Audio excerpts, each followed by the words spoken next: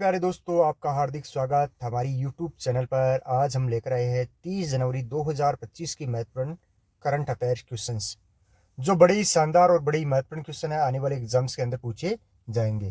प्यारे दोस्तों, वीडियो को कंटिन्यू बनाए रखना।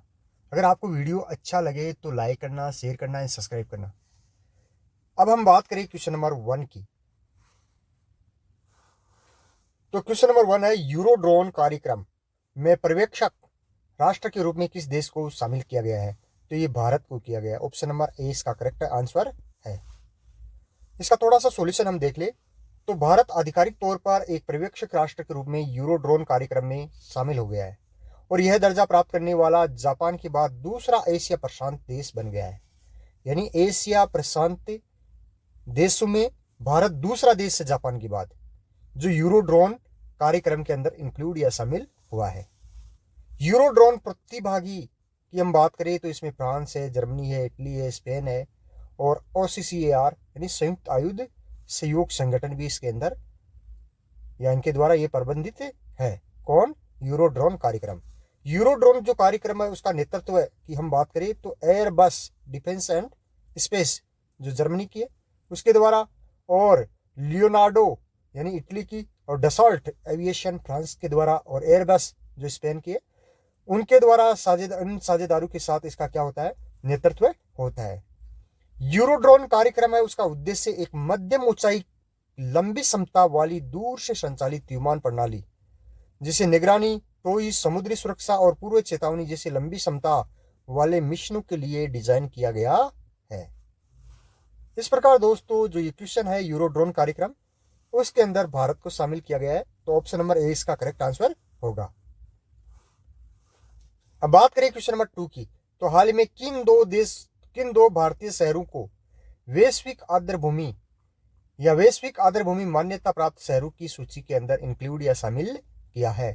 तो हाल ही में किन दो भारतीय शहरों को वैश्विक आर्द्रभूमि मान्यता प्राप्त शहरों की सूची में शामिल किया है? तो ये इंदौर जो कहाँ है? MP के अंदर, और उदयपुर जो कहाँ है? राजस्थान के अंदर।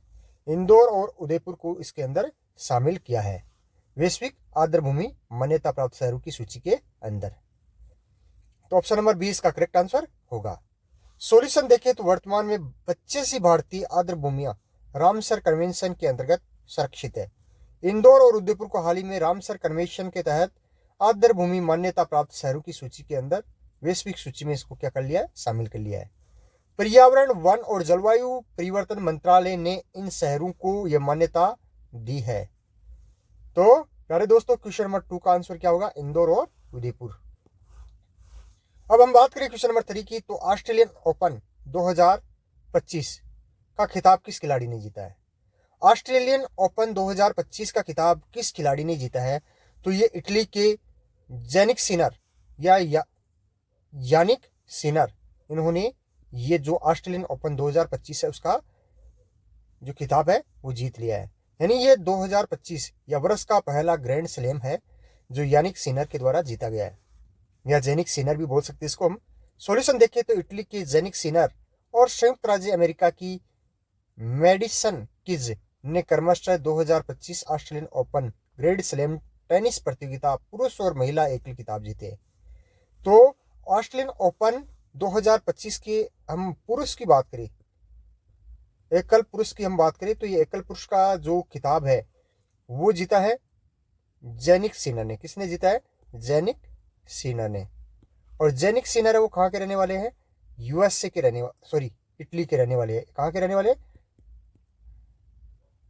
इटली के रहने वाले हैं।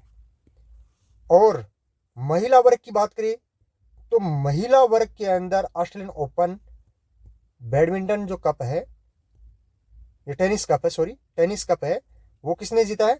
ये जीता है मेडिसन किज ने। मेडिसन किज ने जीता है। और ये कहाँ की रहने वाली है? USA यानी अमेरिका की रहने वाली है। आगे हम बात करें तो जेनिक सिनर का तीसरा ग्रैंड स्लैम खिताब है और मेडिसन कीज का ये पहला ग्रैंड स्लैम खिताब है। ऑस्ट्रेलियन ओपन 2025 70 का पहला ग्रैंड स्लैम टेनिस प्रतियोगिता है, जिसके बाद फ्रेंच ओपन भी होगा, विंबलडन ओपन भी होगा, US ओपन भी इसके अंदर आयोजित किया जाएगा। यूएस ओपन है वो जो साल का अंतिम खिताब होता है। और ये किससे संबंधित है, ये ग्रैंड स्लैम किससे संबंधित है, ये टेनिस प्रतियोगिता से संबंधित है।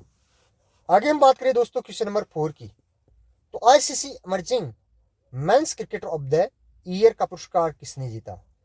तो जो उभरते हुए मेंस यानी पुरुष क्रिकेटर ऑफ द ईयर 2024 का जो खिताब है वो किसने जीता है, ये जीता है कॉमिंडू मेंडिस। कॉमिंडू जो मेंडिस है उन्होंने जीता है।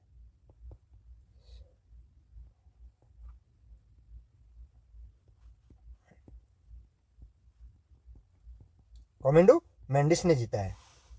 अब इसका सॉल्यूशन देखें तो कॉमिंडू मेंडिस को ICC emerging men's cricketer of the year 2024 का खिताब दिया गया है। कॉमिंडू मेंडिस श्रीलंका के रहने वाले और एनरी डरकसन जो दक्षिण अफ्रीका के रहने वाले ने वर्ष की उभरते क्रिकेटर की श्रेणी के अंदर जीत हासिल की है। ये महिला वर्ग है एनरी डरकसन।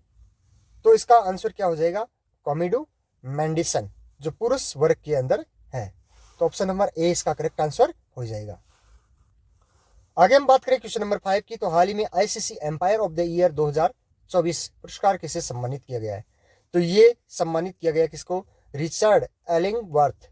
रिचर्ड एलिंगवर्थ को ICC umpire of the year 2024 पुरस्कार से सम्मानित किया गया है।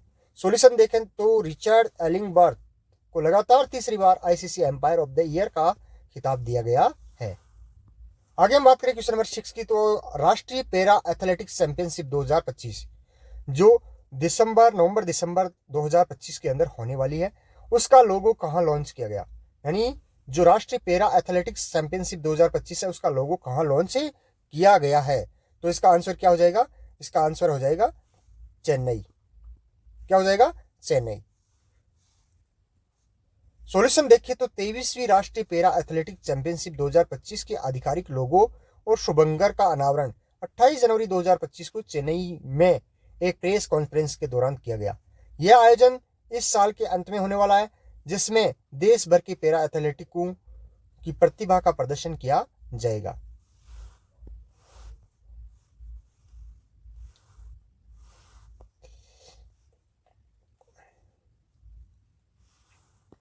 आगे हम बात करें क्वेश्चन नंबर 8 की, तो राष्ट्रीय महत्वपूर्ण खनिज मिशन के लिए सरकार ने कितने करोड़ आवंटित किए हैं।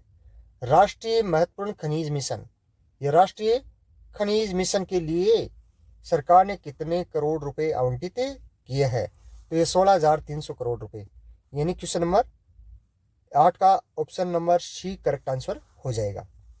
सॉल्यूशन देखिए तो 29 जनवरी 2025 को प्रधानमंत्री नरेंद्र मोदी की अध्यक्षता में केंद्रीय मंत्रिमंडल ने 16,300 करोड़ रुपए का आवंटन बजट आवंटन के साथ राष्ट्रीय महत्वपूर्ण खनिज मिशन को मंजूरी दी है। इस पहल का उद्देश्य इलेक्ट्रॉनिक्स, नवीकरणीय ऊर्जा, रक्षा सहित विभिन्न उच्च तकनीक उद्योगों के लिए आवश्यक 24 महत्वपूर्ण खनिजों की खोज और उपयोग को बढ़ावा देना है। आगे हम बात करें क्वेश्चन नंबर 9 की, तो अंतर्राष्ट्रीय सरस्वती महोत्सव का आयोजन किस राज्य में किया जा रहा है। तो अंतर्राष्ट्रीय सरस्वती महोत्सव उसका आयोजन हरियाणा के अंदर किया जा रहा है। ऑप्शन नंबर सी इसका करेक्ट आंसर हो जाएगा। अंतर्राष्ट्रीय सरस्वती महोत्सव 29 जनवरी से 4 फरवरी 2025 के बीच में हरियाणा में, जो हरियाणा का पीहोवा यानी पीहोवा स्थान है वहां पे होने जा रहा है। इस 7 दिवसीय महोत्सव में सांस्कृतिक कार्यक्रमों और सरस्वती नदी से जुड़ी हुई विरासत का जश्न मनाने वाले कार्यक्रमों की एक समृद्ध श्रृंखला होगी। उद्घाटन 29 जनवरी को हुआ है। आदि बद्री स्थल पर हरियाणा के जो मुख्यमंत्री है नायब सिंह सैनी, उनके नेतृत्व में इनका उद्घाटन किया गया। किसका, अंतर्राष्ट्रीय सरस्वती महोत्सव का। आगे दोस्तों हम बात करें क्वेश्चन नंबर 10 की, तो senior national table tennis championship 2025 का आयोजन कहाँ किया गया। तो इसका आयोजन सूरत के अंदर हुआ। कहाँ हुआ, सूरत। ऑप्शन नंबर डी इसका करेक्ट आंसर होगा। मानुष सहाय और दिया चितले ने गुजरात के सूरत में पंडित दीनदयाल उपाध्याय इंडोर स्टेडियम में आयोजित 2025 senior national table tennis championship का खिताब अपने नाम किया।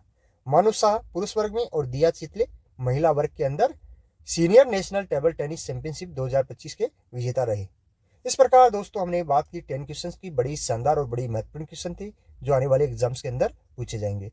दोस्तों फिर मिलेंगे एक नए वीडियो के साथ, तब तक जय हिंद जय भारत।